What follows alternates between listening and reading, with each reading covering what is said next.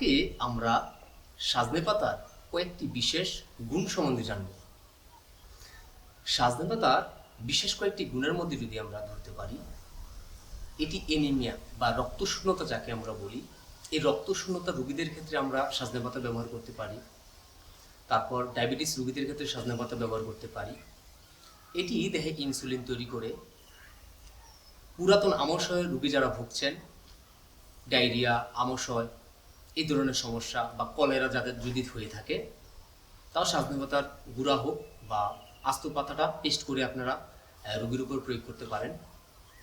অন্ধত্ব দূর করে, হজম শক্তির বৃদ্ধি করে, আর এটিতে প্রচুর পরিমাণে অ্যান্টিঅক্সিডেন্ট আছে যেটা ক্যান্সারের প্রতিরোধক সেল তৈরি করে।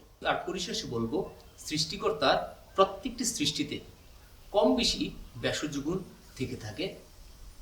আপনারা অবশ্যই সুস্থ থাকাকালীন ভেষজ খাদ্য গ্রহণ করবেন, আর যখন অসুস্থ হবেন চিকিৎসার পাশাপাশি চিকিৎসকের পরামর্শ অনুযায়ী কিছু খাদ্য তালিকা নিয়ে ওই খাদ্য তালিকা অনুযায়ী খাবারের মেনুটাকে সাজিয়ে নেবেন।